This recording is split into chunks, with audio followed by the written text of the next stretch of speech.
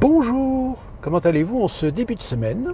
Nous sommes aujourd'hui le lundi 30 septembre.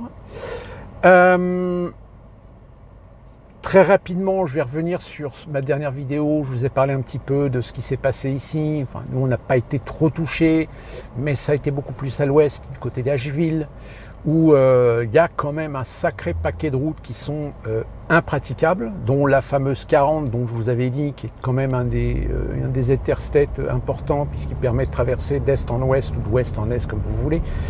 Donc du coup, tous les trafics routiers qui ont l'habitude d'emprunter cette 40 sont obligés d'aller beaucoup plus haut ou beaucoup plus bas pour pouvoir traverser, passer le Tennessee. Puisque là, maintenant, de Caroline du Nord vers le Tennessee, eh bien, c'est impossible. Toutes les routes sont coupées, tout simplement parce que toutes les routes passent par les Appalaches et les conséquences de la tempête Hélène font qu'un grand nombre de routes sont aujourd'hui impraticables. Comme quoi, la force de la nature. Non, revenons à ce qui s'est passé en France, où très sincèrement, moi quand j'ai vu ça, je vous avouerai franchement, j'aurais été là, je serais allé les voir, j'aurais craché à la gueule. Vous les avez vus, ces petits fonctionnaires, parce que c'est des fonctionnaires pour la plupart, des profs. Il y a un psychologue pour enfants qui a été identifié aussi, parce que ils ont perturbé une minute de silence en mémoire de Philippines. Alors déjà, c'est quoi l'intérêt? L'intérêt, c'est qu'ils sont convaincus que cette récupération, c'est de la récupération de l'extrême droite. Et alors, t'as une gamine qui s'est fait tuer par un OQTF, il y a des gens qui décident de faire une minute de silence, comme il y a eu des marches dans plusieurs villes de France. Et non, tu te pointes parce que, parce que la mère, c'est une nana d'extrême droite. Parce que les gens qui sont là, c'est des fachos. Alors, je ne sais pas si vous avez vu les tronches de Kek. Alors, ce qui est assez amusant, c'est que tous, ils ont le profil petit fonctionnaire bourgeois bobo. Il n'y a pas un rebeu, il n'y a pas un noir, il n'y a pas de gens de la diversité avec eux. C'est la représentation, l'archétype même de ce que même moi, dans les années 80, que j'ai connu, c'est-à-dire des profs qui ne devraient pas être profs.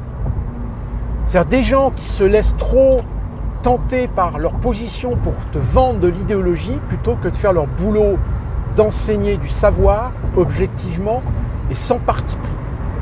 Oui, parce que moi, dans les années 80, je peux vous garantir que j'ai eu certains profs qui étaient pas mal, mais alors la majorité d'entre eux dans l'éducation nationale, publique, aujourd'hui, avec le recul, je me dis, mais c'était des merdes. Mais vraiment profondément des merdes. Dont une prof que j'avais d'histoire géo. Alors à l'époque, dans les années 80, c'était encore la guerre froide. Et on avait au programme les États-Unis et l'URSS. Eh bien, je vous le donne en mille. Prof de gauche, tendance communiste. Elle nous a fait aller au bas mot une semaine de cours sur les États-Unis et on s'est tapé 3 semaines, voire 1 mois sur l'URSS.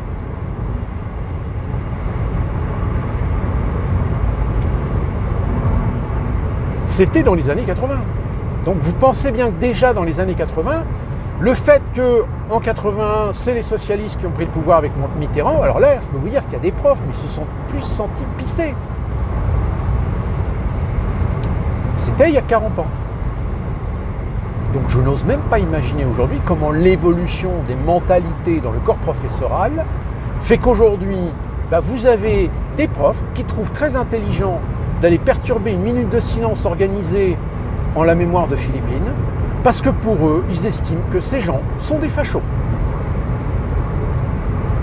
Bon, je peux vous dire une chose, c'est qu'ils ont été vite fait identifiés sur les réseaux sociaux, parce que là, oui, en effet, il y en a un petit peu ras-le-bol de ces donneurs de leçons de gauche. Alors, je ne je peux vous dire que leur compte Instagram, leur compte LinkedIn, etc., ils les ont fermés hein, parce qu'ils sont en train de se manger. Mais alors, leur compte X, pareil, hein, il y en a certains, ils les ont fermés parce qu'ils sont en train de se prendre un shitstorm, mais monumental. Mais c'est normal, on est des fachos. Donc c'est normal qu'on est méchant avec eux. Pareil, alors l'intervention du ministre de l'Intérieur, M. Retailleau, je vous l'ai dit, hein, ce nouveau gouvernement, il ne vaut pas mieux que les autres. C'est un gouvernement d'incompétents. Parce qu'ils sont là, ils sont nommés pour détruire l'État-nation. Ils sont détruits pour détruire l'État. Donc Retailleau qui commence à dire l'immigration n'est pas une chance. Alors, oui et non. Oui, l'immigration de masse n'est pas une chance. En revanche, il y a une immigration qui s'intègre à la société, qui est productive, qui apprend un métier, qui passe des diplômes pour avoir des qualifications et qui sont des individus qui n'ont absolument rien à se reprocher et qui au contraire contribuent et participent à la vie économique du pays. Mais là où en France, il vaudrait mieux surtout pas remettre ou repratiquer la statistique ethnique, vous comprendrez que, évidemment, les bien-pensants de gauche, ça jouerait des castagnettes. Pour la petite anecdote, je vous rappelle, souvenez-vous, BLM qu'on a eu aux États-Unis suite à l'affaire George Floyd. Vous avez vu, vous avez entendu ce qui s'est passé lorsque cet individu, déjà condamné, connu pour un comportement pas forcément très exemplaire, a fait une résistance à son arrestation et malheureusement, pour l'immobiliser, le flic lui a mis le genou sur le cou, sur la nuque, je ne peux plus respirer, blablabla, etc. Il est mort.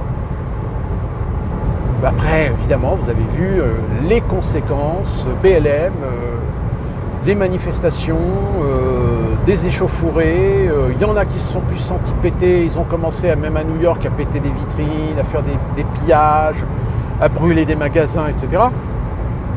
Et on entendait ce propos, oui, de toute façon, aux États-Unis, les Blancs tuent plus les Noirs. Alors aux États-Unis, ce qui est bien, c'est qu'on a ce qu'on appelle le BLS, j'en ai déjà parlé dans plusieurs vidéos, qui est un site statistique. Et vous savez qu'aux États-Unis, la statistique ethnique et religieuse existe. Et quand on va sur le BLS, qu'est-ce qu'on constate ? Eh bien, on constate que, eh bien non, le blanc ne tue pas plus les noirs. Ceux qui tuent plus les noirs, ce sont les noirs eux-mêmes. Ce sont les Afro-Américains qui s'entretuent le plus. Ce ne sont pas les blancs qui tuent le plus les noirs. En revanche, si des blancs tuent des noirs, on rend compte que ce sont plus de noirs qui tuent des blancs. Ah bah oui, bah là, ça ne rentre plus du tout dans le champ narratif que certains vous balancez à tire-larigot. Et bien en France, malheureusement, vous n'avez pas de statistiques ethniques. Donc, c'est de la jonglerie. Or, vous avez des secteurs professionnels comme le secteur pénitentiaire. Aujourd'hui, vous avez des professionnels des prisons qui peuvent vous garantir qu'en proportion, ceux qui sont aujourd'hui en prison, ce sont soit des étrangers d'origine maghrébine ou noire africaine, ou des Français d'origine maghrébine ou noire africaine. Sauf que, évidemment, moi je le dis, il y a des gens, si ma chaîne faisait 100 000 vues, j'aurais tout de suite des gens qui me sauteraient à la gorge et disent oui, d'où tenez-vous vos chiffres ? Où sont vos statistiques pour prétendre ça ? Ben, il n'y en a pas, puisqu'on n'a pas le droit en France de faire de statistiques ethniques. Alors c'est même pire, c'est que les seules statistiques qu'on peut faire à la limite sur l'étranger, oui, sauf que le problème c'est quand on vous sort une statistique en disant oui, l'étranger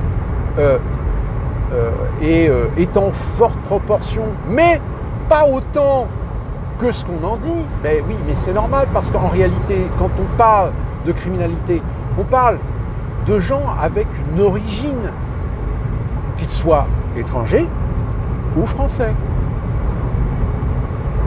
Aux États-Unis, on fait le distinguo, par exemple, pour les hispaniques. Il y a même un distinguo pour les non-blancs, non-hispaniques. C'est-à-dire ceux qui ne rentrent pas dans la catégorie hispanique. Vous avez la catégorie asiatique, vous avez la catégorie indienne. Donc, si vous voulez, vous pouvez statistiquement établir des proportions par rapport à la représentation dans la société, dans la vie active, dans la fiscalité, dans la criminalité, etc. Mais en France, bah non, vous ne pouvez pas. Donc on joue un petit peu avec les mots en disant, bah oui, mais regardez, finalement, proportionnellement, l'étranger n'est pas plus criminel que le français. Bah oui, mais qu'est-ce que vous appelez français? Ah, tout français? Ah, bah oui. Ceux qui naissent avec la nationalité française bénéficient de ce principe constitutionnel que le peuple français est unique et indivisible.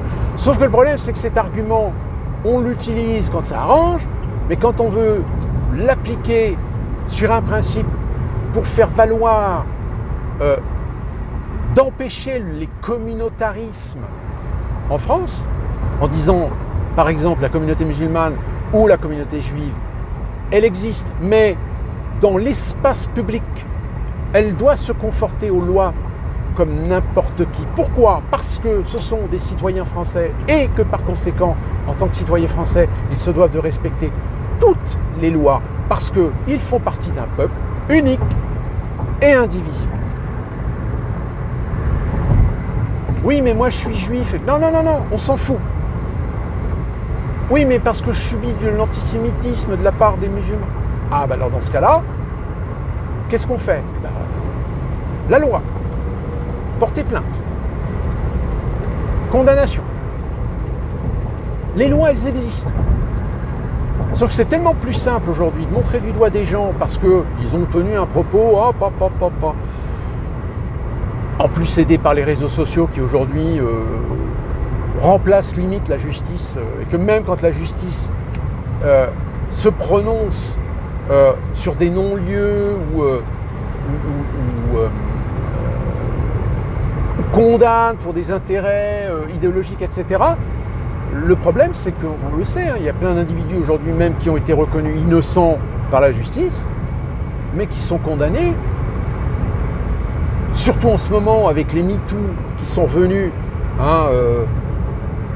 Vous avez l'autre, là, l'essayiste, là, je ne sais plus comment elle s'appelle, la folle, là, qui commence à dériver le truc. Oui, mais ce n'est pas un problème d'OQTF, c'est un problème de masculinité. En gros, nous autres les hommes, nous sommes les mauvais. L'homme, c'est lui qui est pourri. C'est lui qui est méchant, c'est lui qui viole, c'est lui qui agresse, c'est lui qui harcèle. Je suis un harceleur en puissance. J'ai jamais harcelé personne, mais parce que je suis un homme, je suis un harceleur en puissance.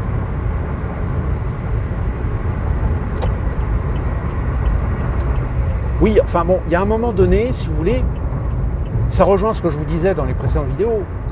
Le champ narratif devient de plus en plus généralisé, de plus en plus simplifié. Donc on met tout le monde dans le même sac. Alors ce qui est marrant, c'est que Virginie Dehaas, je crois, c'est ça. C'est que ces politiciens, ces intellectuels, ces essayistes, ces féministes, qui ne peuvent pas à un moment donné relativiser et quand même préciser, oui mais attendez, oui, il y a plus d'hommes, il y a plus de viols, de harcèlement de la part des hommes que de la part des femmes. Oui, bien sûr, mais ça ne veut pas dire qu'on est tous des violeurs. Mais à les écouter, il faudrait qu'on fasse un mea culpa pour des choses qu'on n'a jamais fait, alors que les autres ont fait. Mais alors si je reprends votre raisonnement, chère Madame Dehaas, peut-on considérer que lorsqu'un musulman, un rebeu, qu'il soit français ou étranger, quand il commet un crime, Qui plus est sous OQTF. Quand il tue une gamine qui s'appelle Philippine, est-ce qu'on a le droit de considérer que tous les musulmans doivent encaisser la responsabilité? Ah ben non, puisque vous allez bien au-delà, vous éliminez l'aspect ethnique, l'aspect de l'origine, l'aspect social, l'aspect du statut d'irrégulier sur le territoire français, pour dire, ben non, c'est un homme. Donc c'est la preuve que tous les hommes sont mauvais. Le problème, c'est que je pense qu'il y a beaucoup de Français, quand ils entendent ça, ils se disent, mais il faut qu'elle aille se faire soigner, la nénette là. Alors pire, c'est en plus de ça, si vous dites ça sur les réseaux sociaux, il y en a qui vont vous sauter à la gorge et dire, ouais, vous êtes lesbophobe, parce qu'elle est lesbienne. Oh putain. Mais ta gueule.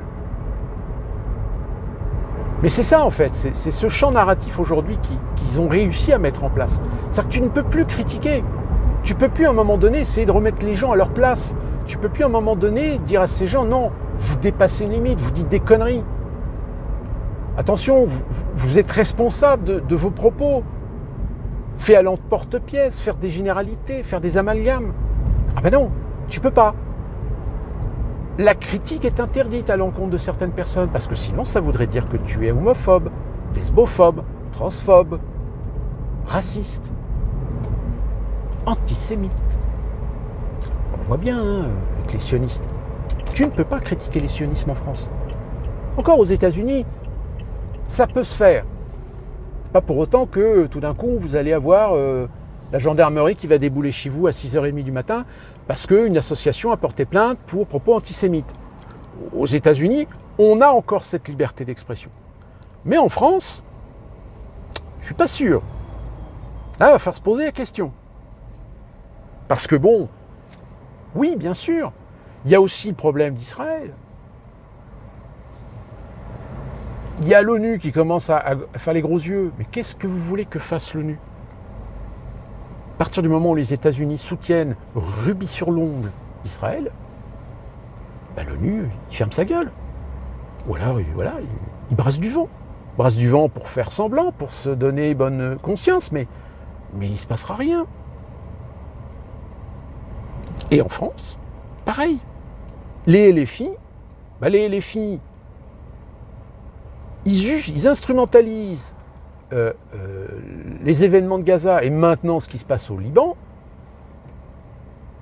mais il n'y a pas de demi-mesure chez eux. C'est-à-dire que eux aussi, ils font l'amalgame. L'amalgame, sionisme, Israël, juif français. Donc le juif français est forcément sioniste, est d'accord avec ce que fait Israël et d'accord avec ce que fait Netanyahou. Donc ils ont forcément une responsabilité. Comme là, le chef du Hezbollah qui a été dessoudé. Vous avez une délégation éléphie qui est partie aux obsèques du chef du Hezbollah. Alors que le chef du Hezbollah, le Hezbollah, c'est quand même une organisation politique, mais aussi terroriste. Donc si vous voulez, il y a un moment donné où il faut faire la part des choses. C'est se dire, est-ce qu'on est, oui ou non, pour ou contre des organisations qui, par leurs actions, ont une responsabilité? Dans ce cas-là, on met les mots là où il faut. Ou alors, dans ce cas-là, on est d'un parti pris et qu'on est d'accord avec les actions, quelles qu'elles soient, de ces organisations. Des gens qui soutiennent Israël, qui sont sur les plateaux de télé, est-ce que vous croyez qu'ils font la différence entre l'État sioniste et le peuple juif? Non. Quand Arthur passe à l'émission Notre Époque, ou c'est ça, de Léa Salamé, est-ce qu'il fait le distinguo? Ben non. Donc à partir du moment où ces gens-là ont une simplicité, c'est-à-dire ont un récit extrêmement imagé, caricatural et simpliste, ben comment voulez-vous que les gens réagissent? Ben ils réagissent, finalement, le juif, que mon voisin juif, ça se trouve, il soutient Israël, donc Donc c'est dégueulasse. Donc c'est un pourri. Alors il y a un moment donné où tu te poses la question, tu dis, est-ce que c'est pas voulu tout ça? Je veux dire, alimenter le feu pour diviser et mieux régner.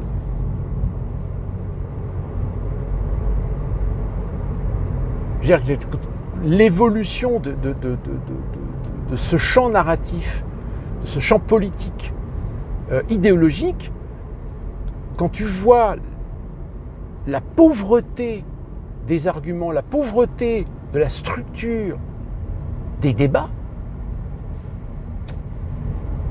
c'est comme l'Ukraine, c'est pareil. Regardez les filles. LCI, pardon. Cette chaîne est une chaîne russophobe. Donc, ils vendent l'Ukraine vainqueur, l'Ukraine envahie, l'Ukraine doit battre la Russie. Attendez, Zelensky, là, il est venu aux États-Unis. Hein. Il a rencontré Kamala, il a rencontré Biden. Je crois qu'il a même rencontré Trump.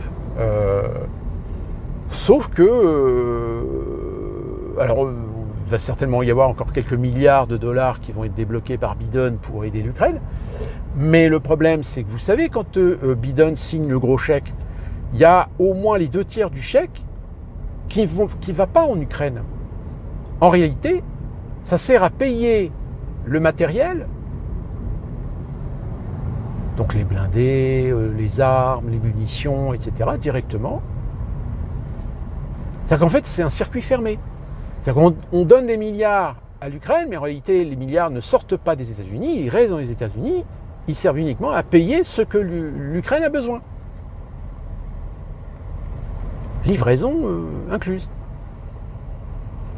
Donc, en réalité, et c'est pareil en Europe, l'argent qui est débloqué pour l'Ukraine, c'est en grande partie de l'argent qui ne va jamais à l'Ukraine, qui va en fait dans les complexes militaro-industriels, dans les grandes entreprises, pour aider l'Ukraine, matériellement, structurellement, stratégiquement, humainement.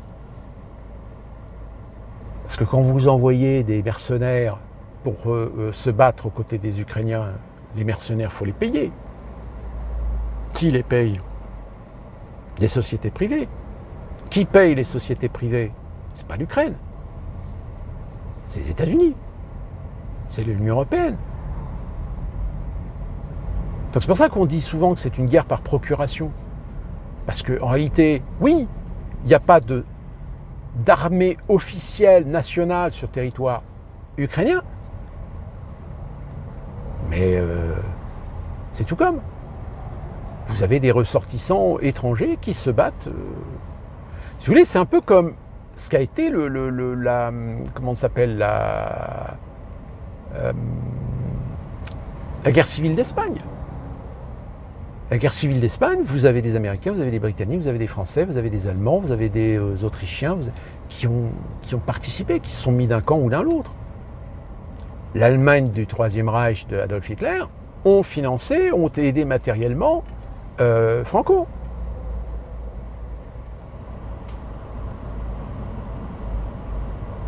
Dites-vous bien qu'une guerre, il y a toujours un intérêt industriel et financier. Donc à partir de là, vous avez tout compris. C'est comme Israël, c'est pareil. Israël fabrique, mais ils n'ont pas un outil industriel illimité, donc ils sont obligés d'acheter. Et à qui ils achètent? Ils achètent au complexe militaro-industriel américain. Ça fait tourner le business. Tant qu'Israël paye, il n'y a pas de souci à avoir.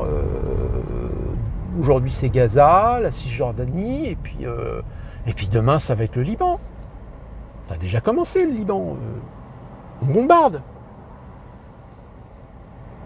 Oui, mais on bombarde des civils. Oui. Malheureusement, la politique d'Israël, c'est pas de faire de la frappe chirurgicale à l'américaine qui va calculer le pourcentage de dommages collatéraux. Non, eux, ils s'en foutent. S'ils ont une information qu'il y a une unité du Hezbollah ou du Hamas qui est planquée dans une cave ou un truc comme ça, ils font tout péter. Hein. Tant pis s'il y a des gens, des femmes, des enfants, etc. Voilà. Alors c'est vrai que c'est très inhumain, c'est dégueulasse, c'est pourri. Mais la communauté internationale ne fait rien. Enfin, communauté internationale, on s'entend bien quand on dit communauté internationale, c'est évidemment l'Europe, les États-Unis, l'Australie, la Nouvelle-Zélande et le Japon.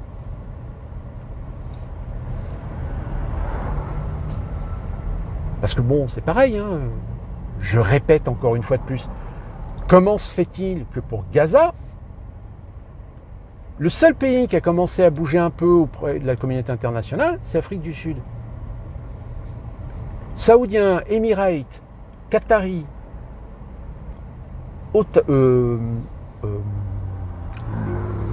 Oman, ces pays-là sont des pays riches. Est-ce qu'ils bougent? Non. L'Algérie, le Maroc, la Tunisie, l'Égypte, est-ce qu'ils se sont mutuellement mis d'accord pour faire une action à l'ONU contre Israël? Non. Bon, individuellement, oui, chacun dit oui, c'est pas bien, c'est dégueulasse et tout. Mais en matière d'action, bah, excusez-moi du peu, mais là, le monde arabo-musulman, la solidarité, mon cul. Hein. Donc vous comprenez bien que l'Occident et Israël, quand ils voient que le monde arabe n'a pas l'air de remuer la queue plus que ça, pourquoi ils auraient tort de se priver? Pourquoi est-ce qu'on empêcherait Israël de liquider la bande de Gaza, de liquider la Cisjordanie, de mettre sous tutelle le Liban, puis demain ça sera la Syrie, le grand Israël. Construire le grand Israël. Bon, sauf qu'il y a quand même Erdogan qui, lui, il commence à montrer un petit peu les crocs, mais il est tout seul. Puis attention, Erdogan, c'est l'empire musulman ottoman. C'est pas le monde arabo-musulman. Donc vous voyez la complexité des enjeux géopolitiques.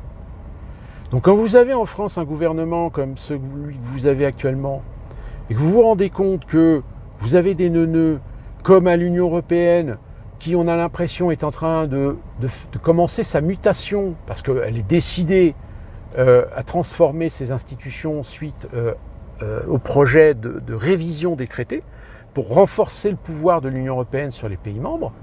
Je rappelle que déjà, le principe du vote à l'unanimité a été modifié. Désormais, c'est un vote à la majorité. Donc, c'est-à-dire que sur les 27 pays membres, il suffit qu'il y en ait 16 ou 15, 15, pour voter un texte que tous les autres ne veulent pas.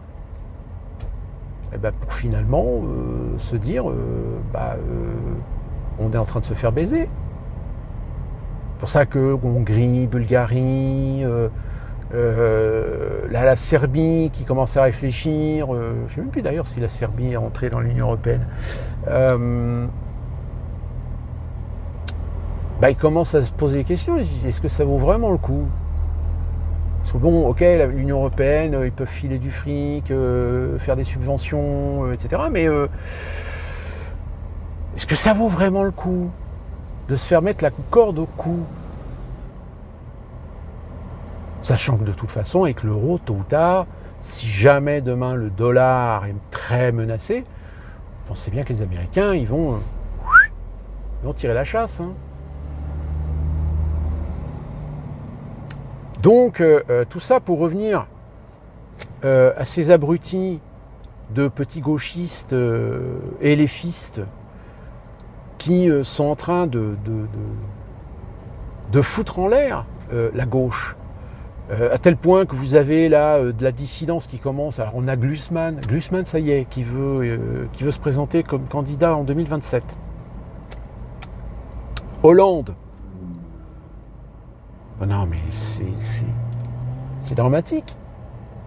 C'est dramatique. C'est-à-dire que là, on est en train de voir le paysage politique français complètement exploser en plein vol. Alors Alors s'il y a des Français qui y croient encore, s'il y a des Français qui sont convaincus d'être des gens de gauche ou des gens de droite, j'ai envie de leur dire, mais expliquez-moi les valeurs, expliquez-moi en quoi vous êtes de gauche. Et ne me dites pas parce que je suis humaniste, je suis droit de l'homiste, je suis pour les libertés, etc. Non, tout ça, c'est poubelle. Si tu étais pour les libertés, tu n'aurais pas voté Maastricht. Si tu étais pour les libertés, tu n'accepterais pas que une entité européenne progressivement prend les commandes de nos souverainetés. C'est juste pas possible.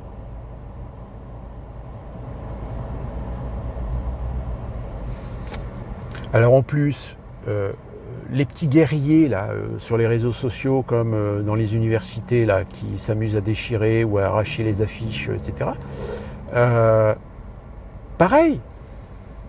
Moi déjà à l'époque, quand j'étais à l'université de Mont-Saint-Aignan près de Rouen, il y en avait certains, il fallait s'en éloigner parce que c'est ce qu'on appelle les éternels étudiants, mais qui existent parce qu'ils sont politisés.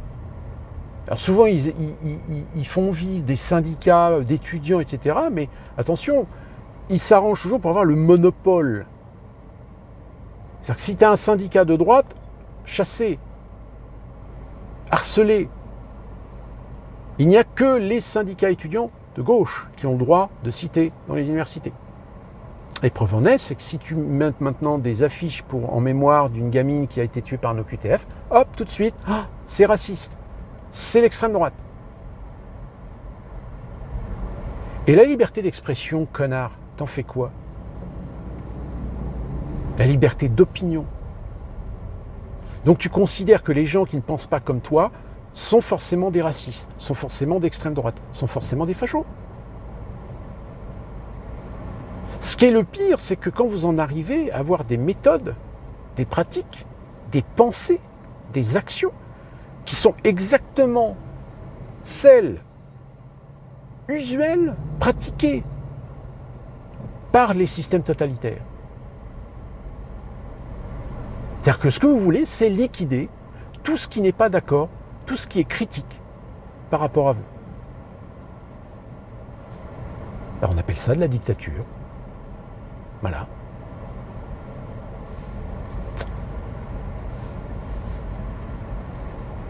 Mais quand vous lisez les commentaires sur les réseaux sociaux, vous vous rendez compte qu'il y a quand même beaucoup de gens qui ne sont pas dupes. Il y a beaucoup de gens qui commencent à en avoir ras le cul de ces donneurs de leçons, de ceux qui croient te donner, qui se croient les petits guerriers de la vertu, de la bien-pensance. Hein, c'est comme Caron là, que j'ai vu dans Thinkerview, mais ouais, dans son état d'esprit, il a raison. Mais le problème, c'est qu'il est complètement utopique. Ses idées sont complètement irréelles. Donc il y a un moment donné, si vous voulez, où ça ne peut pas coller. Ces gens-là vivent dans un monde de bisounours et qui ne comprennent pas que c'est pas aussi simple, que c'est pas aussi complexe, que c'est complexe. Pardon. Mais à les écouter, mais non. Comme Lucie Castex avec son dérapage, oui, bah, tous les illégaux, tous les sans-papiers, hop, on régularise. Excuse-moi, est-ce qu'il est possible quand même de faire le tri? Est-ce qu'on va quand même pas accepter en France n'importe qui? Ah mais c'est pas question d'être n'importe qui, le fait de dire de n'importe qui, c'est raciste. Mais non, c'est pas raciste. C'est la mesure de précaution envers le peuple français. De ne pas accepter n'importe qui en France, qui de toute façon n'a pas l'intention de s'intégrer, n'a pas l'intention de s'assimiler, qui a l'intention de profiter du système, et puis quand il aura pu le bénéfice du système, il va devenir violent, il va dire qu'on est raciste, qu'il va commencer à agresser des gens,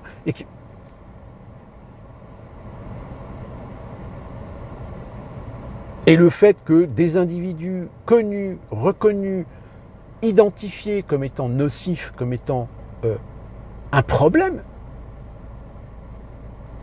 et qu'on devrait pouvoir renvoyer chez eux, eh ben non.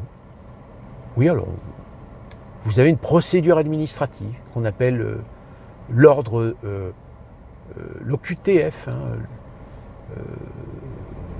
l'OQTF, l'ordre de quitter le territoire français, mais qui est une procédure administrative, qui n'est pas une procédure de justice. Merci François Hollande, puisque c'est sous Hollande que ces systèmes qui consistaient à arrêter des individus illégaux et de les renvoyer chez eux, a été assouplis. Donc il y a un moment donné où je suis désolé, il faut se poser les bonnes questions. Sauf que aujourd'hui, vous avez des chiens de garde, même médiatiques, qui ne se posent pas les bonnes questions. Et la preuve en est, c'est que, à part CNews qui en a parlé, les autres chaînes, d'avoir des individus perturbés, une minute de silence organisée par quelqu'un, parce que c'est une personne qui, je ne sais plus, la mère, je crois qu'elle est Renaissance, quoi, ou Reconquête, je ne sais plus. Voilà. Et ceux qui étaient là, ils persistent et signent. Nous sommes fiers d'avoir perturbé une manifestation de fachos.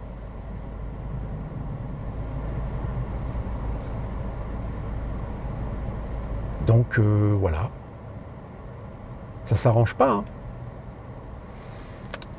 Et pour terminer, oui, chez nous aussi, faut que le 5 novembre, ça arrive vite. Parce que là, ça commence à devenir ingérable. Ingérable dans le sens où on entend tout et n'importe quoi. C'est celui qui va dire la plus grosse connerie. Et les démocrates, de toute façon, ils sont quand même un peu dans la sauce, parce que Trump il s'est pointé à un match et il a été majoritairement ovationné. Donc si vous voulez, là je crois qu'à ce niveau-là, même si je pense sincèrement que c'est Kamala Harris qui va l'emporter, parce que de toute façon ils vont faire tout ce qui est possible en leur pouvoir pour la mettre à la Maison Blanche. Mais le problème, c'est que si jamais ils ont triché, mais si jamais il y a vraiment des fraudes, etc., je pense que du côté des Trumpistes, il y a des gens qui là vont l'avoir très mauvaise et que ça risque de très mal se finir, très mal se terminer. D'ici là, qu'on se retrouve pour une prochaine vidéo, suivant l'actualité, les événements. Portez-vous bien, faites attention et ne tombez pas dans les pièges.